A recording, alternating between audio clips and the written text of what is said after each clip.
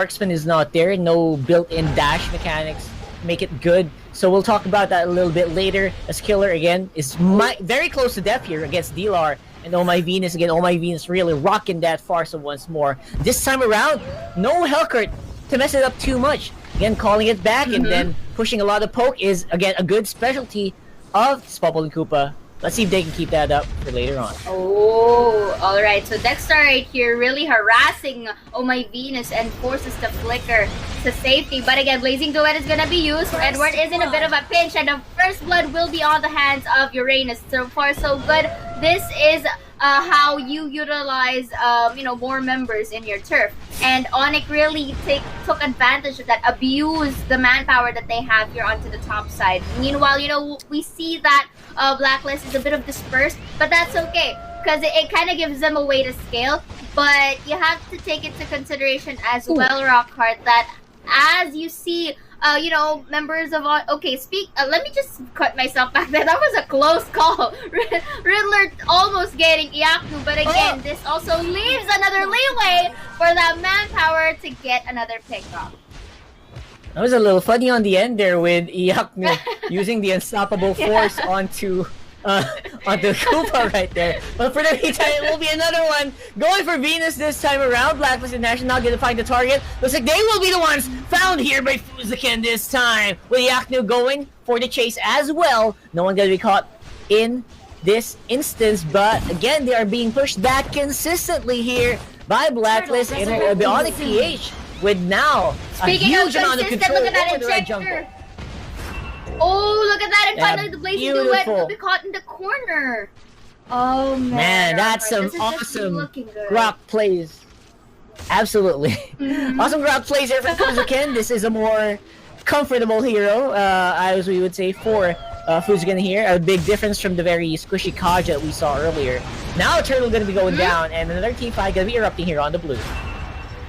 Again, cornering out the Thumbs right here, leaving no chance of escape. This is the discipline that we have been seeing on this Grok for the past weeks, Rockhart. I'm pretty sure you'd agree with me that this, Fuzaken in the hands of using this Grok, it's a sure thing that he would get one or two members of your enemy team, and that's what we just seen earlier right now. Yeah, and surprisingly enough, that is, wow, look at that. 0-4 and 4,000 gold ahead for Onic. I'm a bit surprised about that. At this early point in the game, that is just abusing the gold distribution mechanics of this game, I think. That is beautiful. Right now, Oh My Venus pressure on the top lane Killer, forcing the chasm leap there from that fam, and the tower will go down. Another one bites the dust. Gold is just going up and up here for the red. Yes, indeed, and it looks like Iyaku right here will be the one to be forced to back away as Blacklist members just really go for that tower dive into the bottom side. But if you noticed, Rockhart, that this time in game number 2, members of Onic Peach are not going alone anymore. They are the ones roaming around the map and, picking some skirmish fights against Blacklist. And you know what? Blacklist retaliates here by just getting these pushes. But going back, this is where Onic abuses that what I said, the manpower that they have whenever they're roaming. That's right. The manpower is just overall unstoppable damage output each and every time. And then you also have a Grok who's isolating people left, right, and center. And Fuzaken just plays this so naturally. Rise with a beautiful Blazing Duet there, just zone everyone out. And everyone is so preoccupied. Everyone is in mid lane just watching this. And the whole map is open for Onic to control.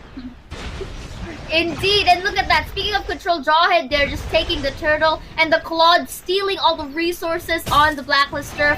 And this is just looking so good in terms of discipline as they get that middle turret right there. This is just good to really shove in pressure. But it looks like Claude will be getting that bounce, followed by another messier fight as the Uranus will be picking off the Poco and Koopa. But here, I love it how Onic PH was able to disperse the members of Blacklist, separating them apart to really, counter and really prevent them from having a unified team fight.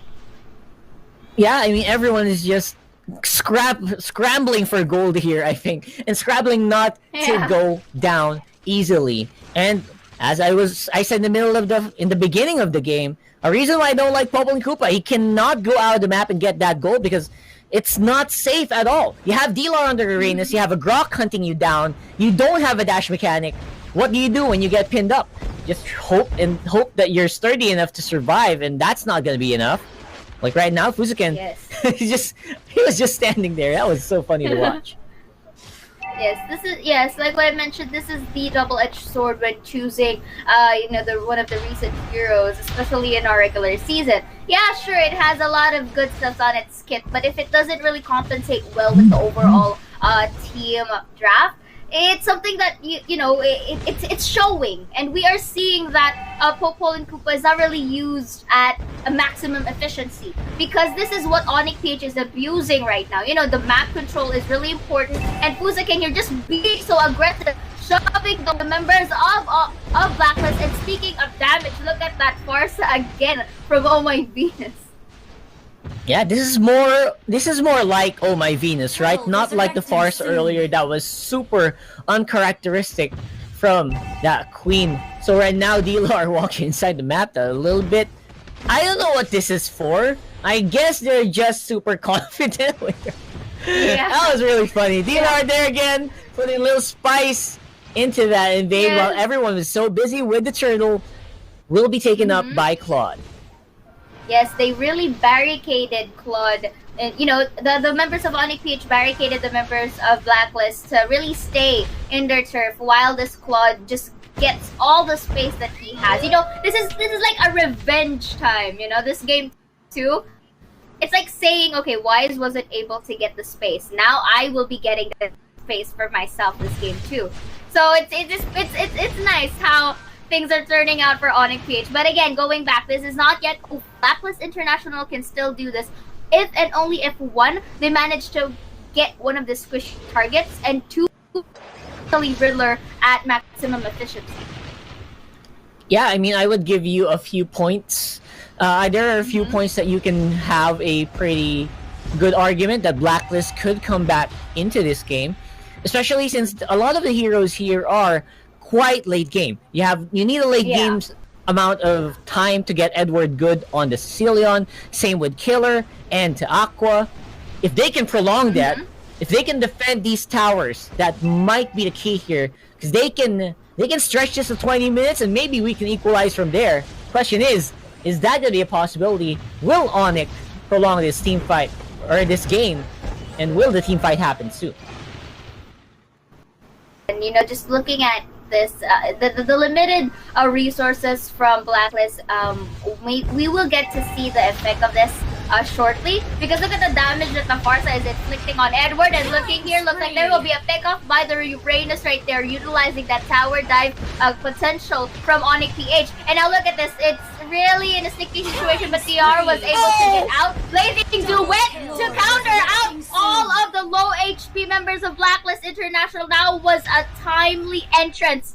That was beautifully done by Wise. Yeah.